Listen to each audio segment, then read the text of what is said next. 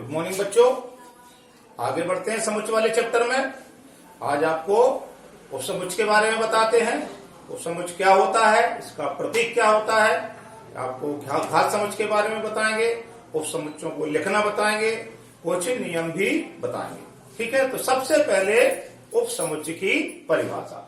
यदि समुच्चय ए का प्रत्येक अवयव, कोई एक समुच्चय है, यदि समुच्चय ए का प्रत्येक अवयव समुच्चय बी का भी अवयव हो तो ए बी का उपसमुच्चय कहलाता है। ठीक है, दो समुच्चय है, समुच्चय ए का प्रत्येक अवयव समुच्चय बी का भी अवयव हो तो समुच्चय ए बी का उपसमुच्चय कहलाता है। ये इसका प्रतीक है। उदाहरण के द्वारा कैसे देख लेंगे, यदि small A is the element of A implies that small a is the element of b, मतलब स्मॉल ए का भी अवयव है समुच्चय का और स्मॉल ए बी का भी अवयव है। इसका मतलब ये हो गया कि समुच्चय ए बी का उपसमुच्चय है।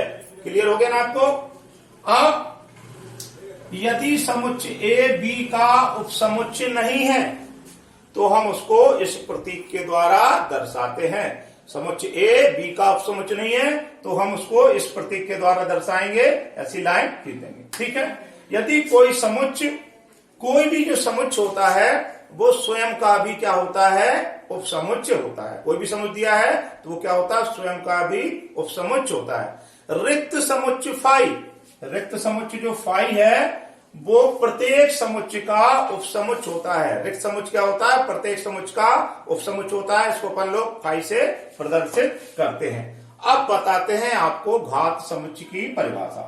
वह समुच्चय जो किसी समुच्चय ए के उपसमुच्चयों का समुच्चय होता है समुच्चय ए का घात समुच्चय कहलाता है। फिर से एक बार गौर से सुनिए, वह समुच्चय जो किसी समुच्चय ए के उपसमुच्चयों का समुच्चय होता है, उपसमुच्चयों का समुच्चय होता है तो समुच्चय ए का घात समुच्चय कहलाता है। आपको परिभाषा से नहीं समझ में आ रहा, उदाहरण से देख लीजिए। सबसे पहले तो हम क्या लिखेंगे, उपसमुच्चय लिखना देख लेंगे। यदि कोई एक समुच्चय ए है जिसमें अवयवों की संख्या क्या है, 1 और 2, इसके उपसमुच्चय अपन लिखेंगे। हमने बताया है कि फाई हमेशा हर समुच्चय का उपसमुच्चय होता है तो फाई लिख लेंगे। फिर उसके जो अवयव है, 1 को मझले ब्रैकेट में लिख लिया, 2 को मझले ब्रैकेट में लिख दिया। फिर हमने एक नियम और बताया कि प्रत्येक स्वयं का उपसमुच्चय होता है तो 1 और 2 को भी हमने लिख दिया। तो ये जो लिख दिए हमने 5, 1, 2, 1 और 2, ये समुच्चय ए के उपसमुच्चय हो गए।